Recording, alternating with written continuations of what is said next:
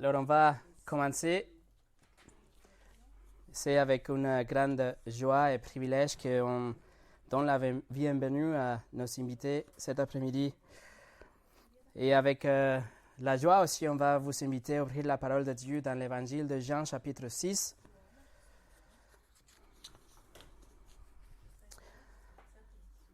Jean, chapitre 6. Pour ceux qui nous visitent cet après-midi, nous sommes en train d'étudier la divinité de Christ. Ceci est le 11e message à ce sujet. Nous sommes en ce moment dans la 3e grande section de cette étude à propos de la déclaration de Christ. Qu'est-ce que Jésus a dit de lui-même?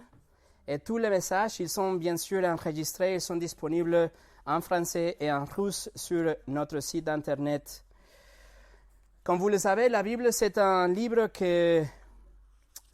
sur Jésus. L'Ancien Testament, il regarde en arrière, devant et il cherche, il attend le Sauveur, le Christ. Et les évangiles, ils présentent la personne de ce Sauveur, ils présentent la personne de Christ, tandis que les épîtres, ils vont regarder en arrière pour décrire la mission et le travail, les enseignements de cet Messie, le Seigneur Jésus-Christ. Et le livre de l'Apocalypse, le dernier livre de la Bible, va décrire les événements futurs. C'est quoi le destin éternel de ceux qui ont cru en lui et ceux qui n'ont pas cru dans cette personne, le Seigneur Jésus.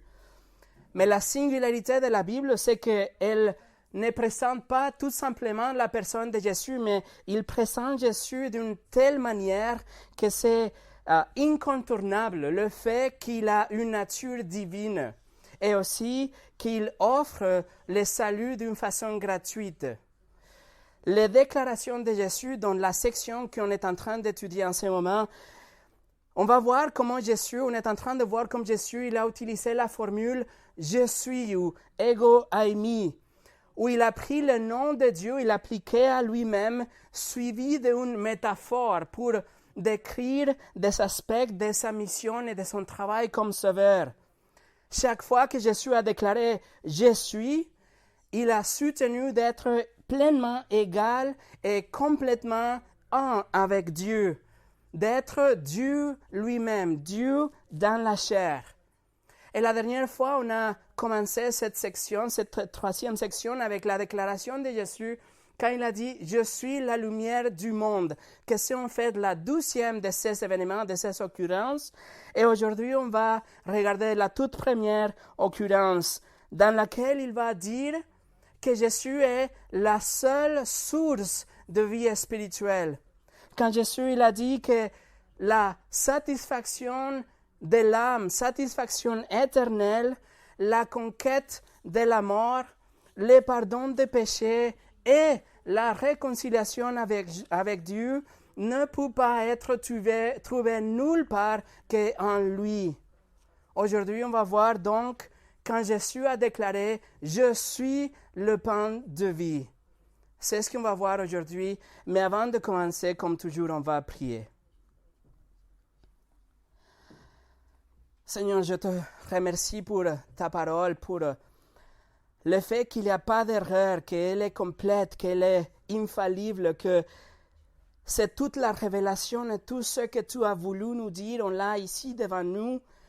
Et parmi ces choses, on a la déclaration de Jésus comme quoi il est la seule source de vie et la seule moyen de satisfaire non seulement la justice divine, mais cette crainte, cet désir de notre âme d'avoir quelque chose, d'avoir une relation avec le Créateur de l'univers.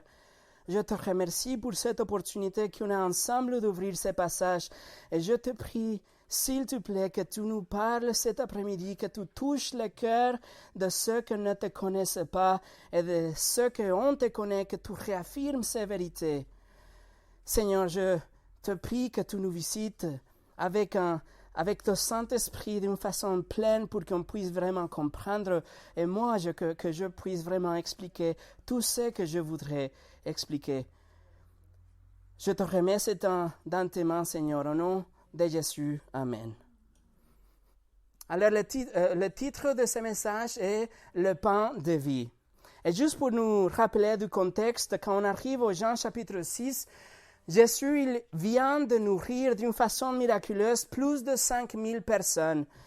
Il a multiplié la nourriture depuis 5 morceaux de pain et 2 poissons. Il a donné à manger jusqu'à qu'ils ont été vraiment remplis. La Bible dit, lorsqu'ils furent rassasiés.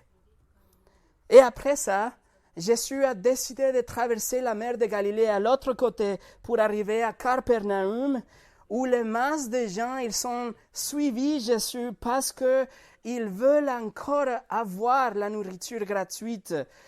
Et donc, ils le suivent à travers la mer vers Capernaum. Et c'est là où on arrive à notre texte. Jean chapitre 6, on va lire de verset 30 au verset 40. « Quel signe miraculeux fais-tu donc, lui dirent-ils, afin que nous le voyions et que nous croyions en toi. Que fais-tu?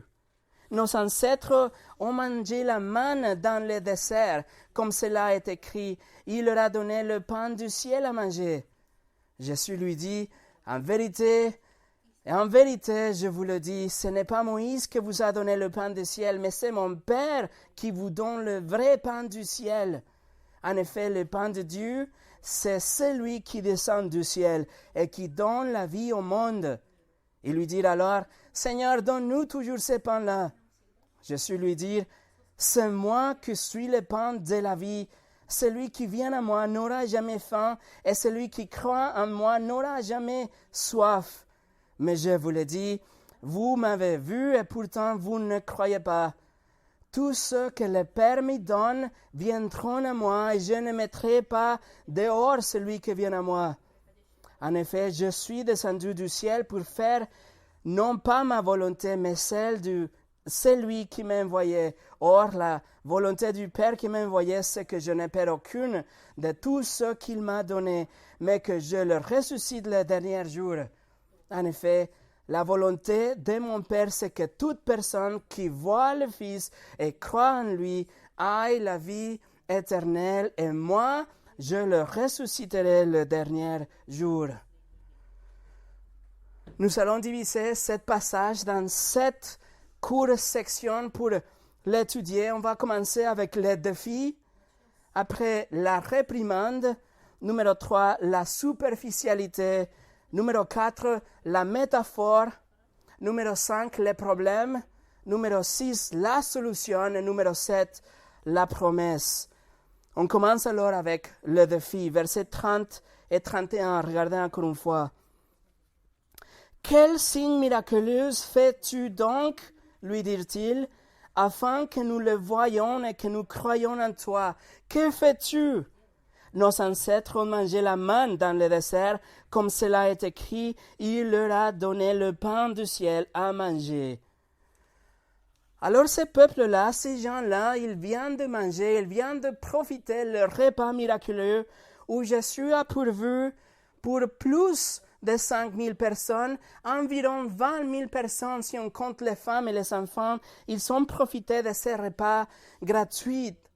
Mais dans la dureté de leur cœur et dans leur incrédulité, ils demandent un signe, comme si ce qui vient de se passer, ce n'était pas suffisant. Pourquoi ils demandent un signe? Parce que leur incrédulité n'a pas été satisfaite et leur ventre non plus. En fait, ils demandent un signe parce que Jésus a même dit dans l'évangile de Luc qu'il y a des gens qui vont même voir la résurrection et ils ne seront pas convaincus. Il a dit, même si quelqu'un est ressuscité des morts, ils ne vont pas croire. Et c'est exactement ce qui s'est passé. Jésus est mort, il est ressuscité, il est apparu devant 500 personnes dans un seul moment. Et ceux qui n'ont pas voulu croire en lui, ils ont même essayé de cacher l'évidence de sa résurrection. Et ici, dans Jean chapitre 6, ils demandent un signe. Mais évidemment, ce qu'ils sont intéressés, c'est juste d'avoir un 12e repas gratuit. Un jour est déjà passé du dernier repas. Alors, ils sont faim à nouveau. Et ils demandent de faire la même chose encore une fois, mais d'une façon indirecte. Il prend l'exemple du livre de l'Exode, quand Dieu a gracieusement donné à manger à tout le peuple d'Israël la manne du ciel pendant 40 ans, et ils disent, fais quelque chose comme ça, Jésus. En fait, la tradition juive dit que la tradition juive croyait que le Messie viendrait et qu'il pourvoira un repas ou de la nourriture gratuite d'une façon illimitée. Il croyait que le Messie devait le donner à manger chaque jour et pour toujours. Alors il lance ce défi et ils disent, Jésus, tu l'as fait hier, mais fais-la encore une fois, fais-la davantage. Il avait mal compris, ces gens-là, il avait mal compris le rôle du Messie. Ce n'était pas de donner à manger pour leur cœur, mais donner à manger pour leur âme. Les Juifs lancent ce défi et ils disent, Moïse a donné à manger pendant 40 ans, alors Jésus, tu dois essayer plus que ça. Tu dois essayer plus fort que ça. Tu dois faire mieux que ça, parce que regarde Moïse, il nous a donné à manger à nous tous pendant 40 ans. Tu nous as donné à manger que hier. Voilà le défi. Parce que la veille, il avait déjà donné à manger. Ils disent, fais-la encore cet après-midi, et demain, et pour toujours. Ensuite, on a la réprimande, numéro 2. Regardez les versets 32 et 33. Jésus leur dit, en vérité, je vous le dis, ce n'est pas Moïse qui vous a donné le pain du ciel, mais c'est mon Père qui vous donne le vrai pain du ciel. En effet, le pain de Dieu, c'est celui qui descend du ciel et qui donne la vie au monde. Jésus commence cette réponse avec en vérité, juste pour souligner le fait que ce que suit, c'est vraiment important. C'est comme si on dit aujourd'hui, donnez-moi votre attention, attendez, écoutez attentivement, etc. Et ce que Jésus fait dans cette réprimande, c'est qu'il va corriger 4 erreurs qu'ils sont dites dans une seule phrase. La première chose, il corrige parce que ce n'était pas Moïse qui avait donné la manne, mais c'était Dieu qui avait directement donné le pain du ciel, et Moïse a juste donné les instructions de comment le ramasser. Exode 16, verset 4 nous dit, l'Éternel dit à Moïse, je veux faire pleuvoir du pain pour vous. Moïse a juste donné les instructions après ça. Deuxièmement, Jésus a dit que la manne, ce n'était pas le vrai pain du ciel. C'était juste un exemple. Ce n'était pas l'authentique pain du ciel, le réel pain du ciel, mais un symbole, une ombre du vrai pain que devait venir. Et Jésus dit, là dans le verset 32, dans un temps présent, il dit, Dieu vous donne le vrai pain. Il est là devant vous. Je suis là devant vous, le vrai pain de vie. C'était en présent. Et troisièmement, la manne dans le désert, c'était que de la nourriture pour leur cœur. Mais le pain de Dieu, le vrai pain du ciel, dans la vie spirituelle, il y a des implications éternelles. Et quatrièmement, si Dieu a donné la manne pour toute la nation, Jésus dit que le vrai pain du ciel, c'est pour tout le monde. Ce n'est pas pour la nation d'Israël, mais Dieu offre le pain de vie, le pain du ciel pour tout le monde, indépendamment de leur nationalité, ethnicité, classe sociale. Elle est ouverte et disponible pour celui qui croit en lui. Regardez encore une fois le verset 33. En effet, Jésus dit, le pain de Dieu, c'est celui qui descend du ciel et qui donne la vie au monde. Veuillez noter, mes amis, que le pain de Dieu est une personne. C'est celui qui descend du ciel. Et juste ici, dans ces versets, on a bien expliqué ou bien déclaré la divinité de Christ. Regardez, le pain de Dieu, divinité, c'est celui qui descend du ciel, divinité. Et qui donne la vie au monde, divinité. Celui qui descend du ciel, c'est le moment de l'incarnation. On parle là de ce qu'on fête chaque Noël. Le moment quand Dieu est devenu chair. Le moment quand la 12e personne de la Trinité, le Fils éternel, est devenu chair pour sauver le monde. Et cela nous parle de la divinité de Christ déjà. Et en fait, dans le chapitre 8, après, dans le chapitre 16, Jésus dira qu'il procède directement de Dieu. Et ça veut dire qu'il est Dieu, et rien d'autre. Christ est Dieu, Dieu qui est devenu chair, Dieu fait chair. Numéro 3, la superficialité. Regardez la réponse dans le verset 34. Il lui dit alors, Seigneur, donne-nous toujours ces pains-là. La foule a entendu, a compris plus ou moins l'explication de Jésus. Jésus a décrit quelque chose qui est beaucoup plus grand que Moïse, beaucoup plus profond que la manne. Il pense, mais il donne la vie au monde entier. C'est le vrai pain, donne-nous ce pain. Mais ils ont une compréhension superficielle dans leur égoïsme, dans leur besoin de leur chair, leur désir de satisfaire le aujourd'hui, le présent, le maintenant.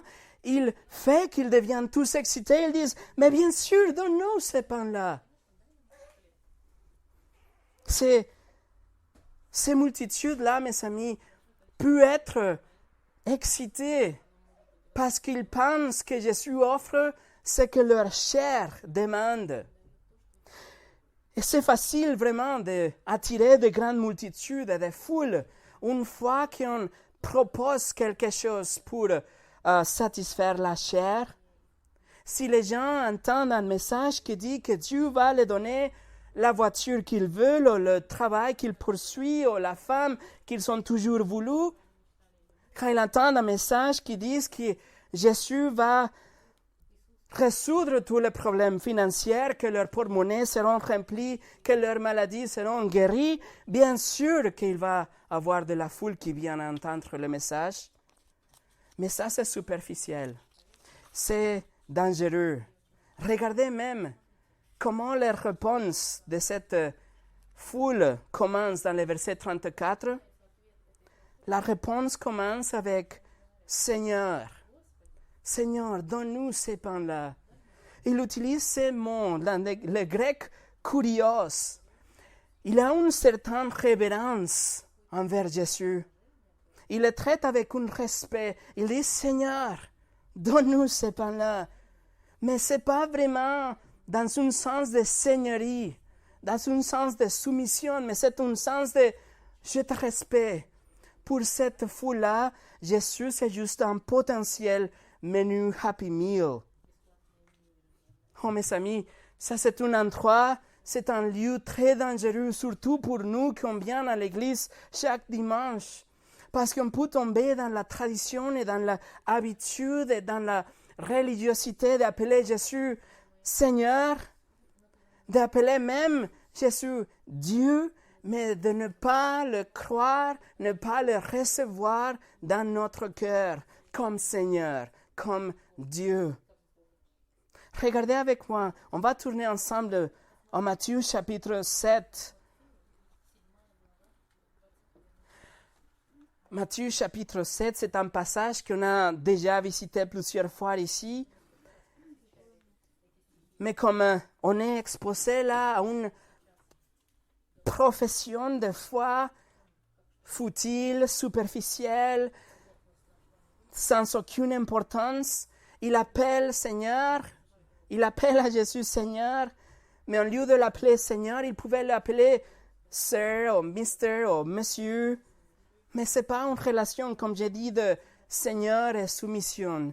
Regardez les versets 21, 22 et 23. C'est Jésus qui parle. Il dit, « Ceux qui me disent, Seigneur, Seigneur, n'entreront pas tous dans le royaume des cieux, mais seulement celui qui fait la volonté de mon Père céleste. Beaucoup me diront ces jours-là, Seigneur, Seigneur, n'avons-nous pas prophétisé en ton nom? N'avons-nous pas chassé des démons en ton nom? N'avons-nous pas fait beaucoup de miracles en ton nom? Alors je leur dirai ouvertement, je ne vous ai jamais connu, éloignez de moi, vous qui commettez le mal. Ces versets sont si affreux. Ces versets nous parlent de ces grands et terribles jours, les jours de jugement, quand il y aura de masses de gens qui feront une profession de foi. Ils vont appeler Jésus Seigneur, mais ça sera superflu, sera inutile, sera vide, sera fausse. Ils honorent Jésus avec leurs lèvres, mais pas avec leur cœur. Ce qu'on a besoin, ce n'est pas de confesser Jésus d'une façon superficielle. Ce que la Bible dit qu'on a vraiment besoin, c'est d'être né de nouveau, être né une deuxième fois. Comment est-ce qu'on peut être né de nouveau? La Bible nous dit que c'est un acte de Dieu, c'est Dieu qui agit, c'est Dieu qui change le cœur, qui nous donne une nouvelle nature. Les moments qu'on comprend vraiment la laideur de nos péchés, comment ils sont vraiment terribles, et on nous tourne de tous ces péchés. Et on fait à 180 degrés tour, et on marche de l'autre côté, et on place notre foi, toute notre confiance en Jésus. Et c'est à ce moment-là, dans un clin d'œil, que Dieu nous sauve, que Dieu nous fait être nés de nouveau. Et en conséquence, le temps qu'on a à vivre sur cette terre sera gouverné par notre Seigneur Jésus. Mais là, on va l'appeler Seigneur vraiment, parce qu'il est notre maître, il est notre roi, il est notre propriétaire, notre Seigneur. Et on va vivre pour lui, et on va vouloir lui plaire, et on va vouloir que les autres lui connaissent, qu'ils viennent à lui, et nous serons éternellement reconnaissants. Il sera notre boss, il sera notre Dieu. C'est ça qu'on a besoin.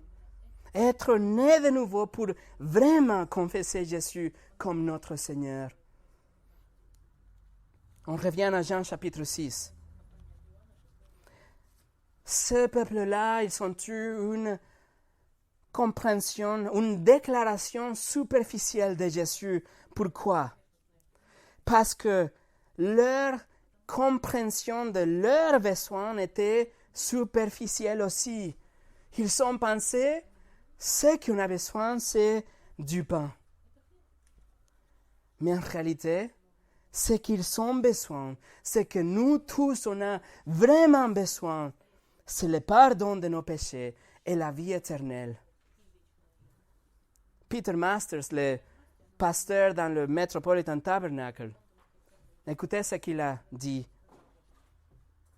Votre besoin le plus profond, le plus grand de votre vie, même si personne ne vous l'a annoncé auparavant, c'est le pardon de Dieu. C'est là votre plus grand besoin. Tous vos autres besoins peuvent trouver leur satisfaction en diverses sources, mais seul Christ peut répondre à ces besoins-là. Et c'est le plus grand, car il détermine votre destinée éternelle. Vous avez besoin désespérément du pardon de Dieu. C'est le plus grand besoin de tout et chacun, et Christ est venu à répondre à ce besoin. Numéro 4, la métaphore. Verset 35. Jésus leur dit, « C'est moi qui suis le pain de la vie. Celui qui vient à moi n'aura jamais faim, celui qui croit en moi n'aura jamais soif. » Ça, c'est la métaphore. Jésus déclare que le pain qu'il a qu'il est en train d'offrir aux gens, ce n'est pas un pain physique, mais c'est le pain qui peut donner la vie et satisfaire le faim et le soif spirituel pour toujours. Le vrai pain, le pain de vie, ôte la faim et le soif spirituel en permanence. Il dit, c'est moi. Jésus-Christ est le pain de vie. Il ne donne pas le pain de vie comme il donne l'eau vive qu'on a vue la semaine passée. Il est le pain de vie comme il est la lumière du monde.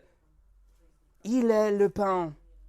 Et Jésus, là, il envoie cette invitation publique. Écoutez bien. Le pain est gratuit et disponible pour celui. Celui, ça veut dire celui qui a 7 ans, celui qui a 87 ans, celui qui est heureux aujourd'hui, celui qui est triste, celui qui a réussi dans la vie, celui qui est en difficulté, celui qui est en athée aujourd'hui, celui qui a été enlevé dans l'église, celui qui vit dans un pays libre, celui qui est dans une prison aujourd'hui. Le pain de vie est disponible pour celui. Il y a juste une condition, que vous venez chercher le pain de vie, que vous venez et vous venez affamés, assoiffés pour cette pain de vie. Le faim et le soif, comme dans les béatitudes qu'on a étudiées il y a déjà un moment, c'est disponible aussi sur le site. La faim et le soif font référence à ce besoin de connaître Dieu, ce besoin d'avoir une relation avec le Créateur, mais aussi d'être déclaré innocente. Ce besoin d'être déclaré non coupable pour avoir la vie éternelle. Le soif et le faim, c'est tout ce que vous avez besoin pour venir vers le pain de vie. Est-ce que vous avez faim? Vous avez faim d'être pardonné, d'avoir une relation avec Dieu, d'avoir vos péchés ôtés, enlevés pour toujours. Si ça c'est vous, vous venez à Christ. Vous venez au pain de vie, le Seigneur Jésus-Christ, et il vous promet que vous n'aurez plus jamais faim et plus jamais soif, et vous serez satisfaits pour toujours. Écoutez ce que John MacArthur a écrit. Jésus dit, je satisfais l'âme. L'âme cesse d'être assoiffée et l'âme cesse d'être affamée. Il n'existe plus de faim de l'âme lorsque vous avez rencontré Jésus-Christ. Il devient la nourriture, les aliments. Il est la nourriture que l'âme a besoin pour être satisfaite.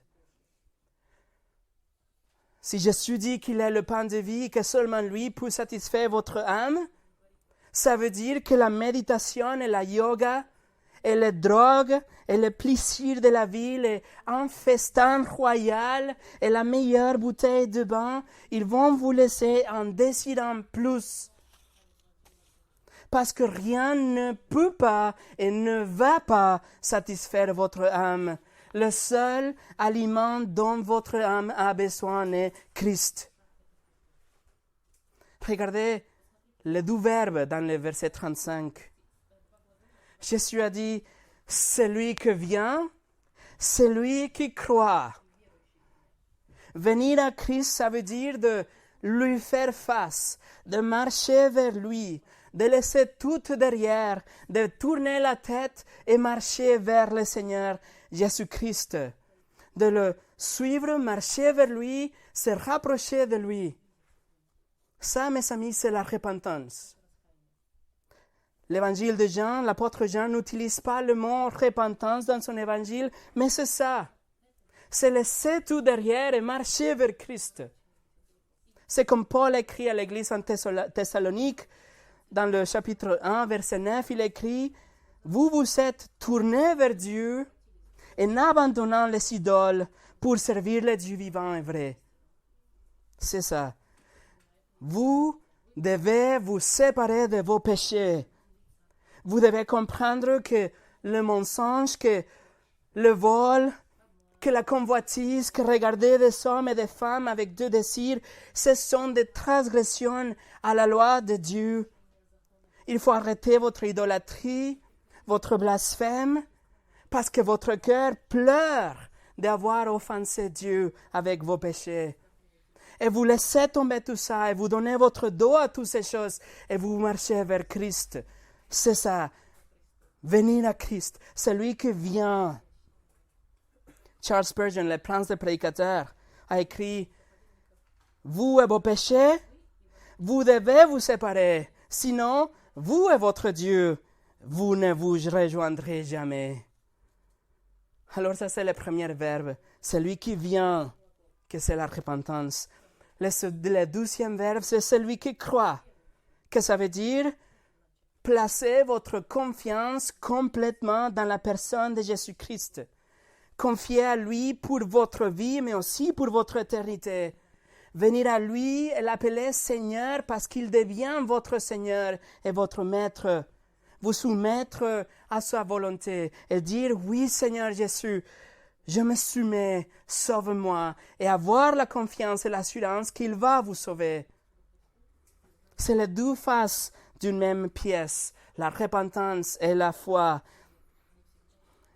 Jésus a dit qu'il est le pain de vie, qu'il donne la vie éternelle à tous ceux qui viennent à lui et à tous ceux qui croient en lui, et les besoins spirituels seront satisfaits pour toujours, c'est-à-dire la vie éternelle. Mais il y a un problème. Numéro 5, le problème. Le verset 35 commence avec un mot qui dénote un contraste net. Il y a quelque chose qui va se passer que ce n'était pas, on va dire, ce n'était pas le résultat espéré. Ce que ça se passe, ce n'est pas ce que devait se passer. Verset 36. Mais, je vous le dis, vous m'avez vu et pourtant vous ne croyez pas. Tous ces gens-là, ils avaient expérimenté, ils avaient vu les miracles de Jésus, ils avaient même rempli leur ventre avec la nourriture que Jésus avait créée pour eux, mais dans leur compréhension et leur foi superficielle et futile, ils ne croient qu'il est le Seigneur et le Sauveur. Ils veulent Jésus comme un traiteur. Ils ont besoin de Jésus comme un majordome. Ils aiment Jésus comme un magicien. Mais ils ne veulent pas croire qu'il est Dieu dans la chair, le Sauveur de l'humanité. Ça, c'est le problème. Le problème, c'est la incrédulité des gens. Peut-être vous avez quelques-uns autour de vous qui ne veulent pas tourner vers Jésus. Et ça, c'est un problème. Mais ici, on a une solution. Numéro 6, la solution. Jésus continue, on va dire, la même phrase ou le même récit. Et tout d'un coup, verset 37, il dit « Tous ceux que le Père me donne viendront à moi, et je ne mettrai pas dehors celui qui vient à moi. » La solution au problème de l'incrédulité, la solution au problème des cœurs endurcis, c'est la souveraineté de Dieu sur le salut des hommes. Jésus sait bien que tous ceux que le Père donne au Fils viendront à lui. Encore une fois, Dieu, le Père, donne des gens au Fils, et tous ceux que le Père donne au Fils viendront à lui sans exception.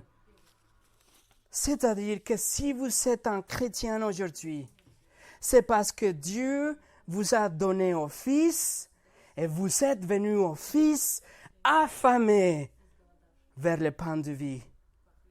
Vous avez venu avec toute votre soif et Jésus a satisfait votre faim spirituelle, votre soif spirituelle. Et il dit ici, verset 37, qu'il ne va pas vous jeter dehors.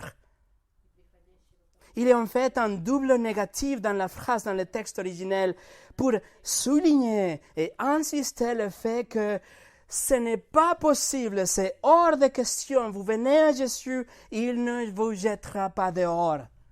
Jamais vous abandonner. Jamais vous mettra dehors. Il faut juste venir à lui affamé. Mes amis, la solution à ce problème, c'est que Dieu choisit des hommes, il offre ces hommes à Jésus. Ces hommes, ils viennent à lui avec la repentance et avec la foi. Et oui, c'est vrai que dans un point de vue humain, nous sommes appelés à nous repentir, nous sommes appelés à venir, à croire, à crier à Dieu. Néanmoins, le salut dépend de Dieu, que c'est lui qui vous donne la repentance et la foi. Autrement, personne ne viendra jamais à lui. Ça, c'est la grande bonne nouvelle. Ça, c'est la grande solution au problème de l'incrédulité. Parce que ça veut dire, écoute-moi, ça veut dire qu'il y a de l'espoir pour tous ceux qui sont autour de vous, qui ne veulent pas parler, savoir rien de Dieu aujourd'hui.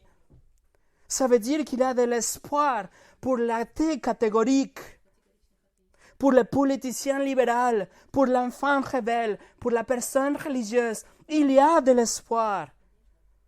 Il y a de l'espoir pour le pire des pécheurs. Je le sais parce que c'était moi. Dieu appelle, Dieu donne de la repentance, Dieu donne de la foi. Nous nous détournons et nous croyons en Christ. Ça, c'est l'espoir pour les prédicateurs. Ça, c'est l'assurance pour l'évangéliste. Ça, c'est la lumière pour la mère qui prie pour ses enfants. Ça, c'est le confort pour le père qui jeûne. Que tous ceux que le Père donne au Fils, tous viendront à lui. Point. C'est pour ça qu'on prêche. C'est pour ça qu'on prie pour les perdus. Parce que Dieu utilise le message de l'Évangile et la prédication pour attirer le pécheur vers Christ. Nous prions pour tout le monde. Nous partageons l'Évangile avec tout le monde. Parce que Dieu est souverain. Et il peut changer le cœur le plus dur. Quelques versets plus tard, verset 44, Jésus dit, « Personne ne peut venir à moi, à moins que le Père qui m'a envoyé ne l'attire. Et moi, je le ressusciterai le dernier jour. » La Bible de début à la fin nous montre que c'est Dieu qui donne des gens au Fils qui changent le cœur. Et nous, en réponse, nous nous repentissons et nous venons vers Christ. Et nous embrassons Christ comme notre Seigneur.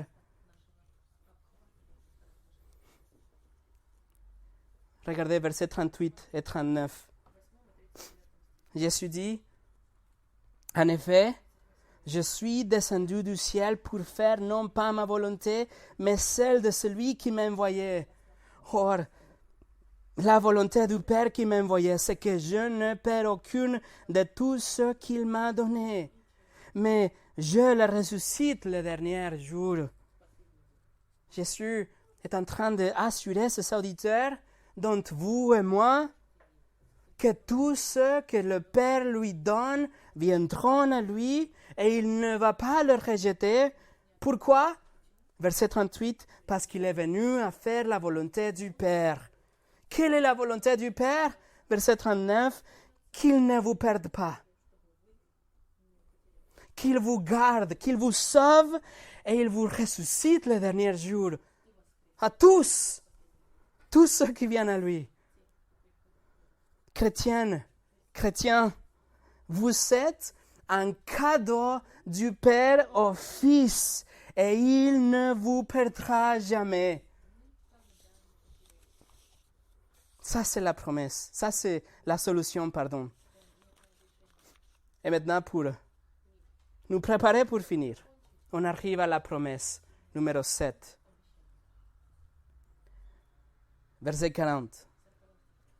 En effet, la volonté de mon Père, c'est que toute personne qui voit le Fils et croit en lui aille la vie éternelle, et moi je le ressusciterai les derniers jours.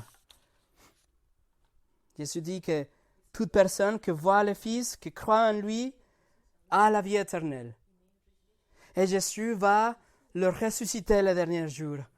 C'est clair. Est-ce que vous le croyez? Et tout reste sur la souveraineté de Dieu. Écoutez ce que A.W. Pink a écrit. La souveraineté de Dieu peut être définie par l'exercice de sa suprématie. Étant élevé infiniment au-dessus de la créature la plus grandiose, il est le Très-Haut, Seigneur des cieux et de la terre, soumis à personne, influencé par personne, absolument indépendant. Dieu fait ce qui lui plaît, seulement comme cela lui plaît, toujours comme ça lui plaît. Personne ne peut s'opposer à lui, personne ne peut l'empêcher. Et dans sa souveraineté, il promet, il déclare, il dit que si vous voyez le Fils, si vous venez à lui, vous êtes sauvés, vous aurez la vie éternelle. Et vous serez aussi ressuscités les derniers jours. Mais évidemment, une foi superficielle, une foi qui croit que Jésus était qu'un homme gentil, que Jésus était qu'un guide moral, que Jésus était un bon enseignant, un leader religieux, etc. Quelqu'un qui vient à Jésus tout simplement pour satisfaire les besoins physiques comme le pain, ça, ce n'est pas la foi qui est requise. Ça, ce n'est pas la foi dont on est en train de parler. Il faut croire dans votre cœur. Être certain qu'il peut vous sauver. Que vous méritiez la mort à cause de vos péchés. Que vous méritiez même l'enfer à cause de la transgression de la loi. Mais que vous pouvez aller au paradis. Pas parce que vous le méritiez, mais parce que la justice de Dieu a été satisfaite.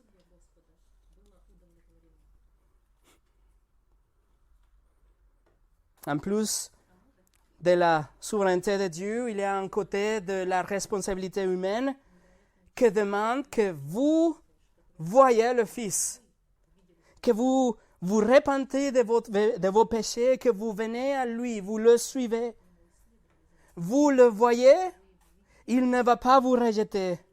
Vous venez, il vous donne la vie éternelle. Vous recevez le pain, il va vous ressusciter. Nous avons déjà affronté cette réalité. La souveraineté de Dieu, la responsabilité humaine, on a vu récemment dans notre étude parallèle du livre d'Ézéchiel, chapitre 39, la dernière fois. Oui, Dieu est complètement souverain, mais l'homme est complètement responsable aussi. Les amis, écoutez. Vous regardez le Fils, vous voyez le Seigneur Jésus-Christ. Vous croyez qu'il est mort pour vous, en votre place, qu'il est ressuscité, qu'il est vivant, qu'il va revenir. Vous croyez ça et vous lui donnez votre vie. Vous lui faites confiance avec votre éternité et vous avez la promesse qu'il va vous ressusciter. Alors je vous demande, je vous pose des questions. Vous avez regardé déjà le Fils? Vous avez déjà vu vos péchés sur son corps saignant sur la croix? Vous l'avez vu mourir, la mort que c'était prévu pour vous, pour moi. Vous l'avez vu ressusciter aussi, qu'il est aujourd'hui dans toute gloire, avec tout le pouvoir, qu'il va revenir comme un juge et comme un roi. Vous avez vu le Seigneur Jésus comme votre Sauveur? Vous avez vu le Seigneur comme votre Seigneur? Vous croyez qu'il peut, qu'il va vous sauver pour l'éternité? Si oui, alors le Seigneur Jésus-Christ vous donne la vie éternelle et il promet de ressusciter votre corps aussi. Les amis, ça c'est la divinité de Christ. Parce que personne ne peut donner la vie que Dieu. Personne ne peut donner la vie éternelle que Dieu. Personne ne peut vous assurer le salut de votre âme que Dieu. Personne ne peut promettre qu'il ne rejettera quelqu'un qui vient à lui que Dieu. Personne peut dire qu'il est le pain qui va satisfaire le besoin spirituel que Dieu. Et personne ne peut émettre telle invitation comme lui. Personne ne peut ressusciter encore que Dieu. Mais tout ça, Jésus le fait. Pourquoi? Tout simplement parce qu'il est Dieu. Rien de plus et rien de moins. La vie éternelle vient à travers Jésus, le pain de vie. Il ne faut pas le chercher ailleurs parce que vous n'allez pas le trouver. Venez à Jésus, croyez en lui, embrassez le pain de vie aujourd'hui et vous allez trouver la satisfaction éternelle pour votre âme. Prions. Seigneur Jésus, je te remercie parce que tu nous donnes la vie éternelle, même si on n'a pas mérité, même si on ne mérite pas d'être vivant aujourd'hui. Tu nous pardonnes et en plus tu nous donnes la vie éternelle. Et en plus, tu nous donnes ta parole pour qu'on puisse te connaître et on puisse avoir toutes ces vérités. Je te prie, Seigneur, que ces pains de vie, le Seigneur Jésus, soit reçu dans chacun de nos cœurs et à nous tous qu'on te connaît déjà. Je te prie que la assurance et la certitude de ta souveraineté nous donne de repos et nous donne de paix envers les perdus autour de nous. Seigneur, merci parce que tous ceux que tu donnes au Seigneur Jésus viendront à lui et il va le ressusciter. Il n'y a pas de question. Alors je te prie que nous tous ici, nous soyons dans cette groupe de personnes, dans cette brebis qui vient au bon berger. Au nom de Jésus. Amen.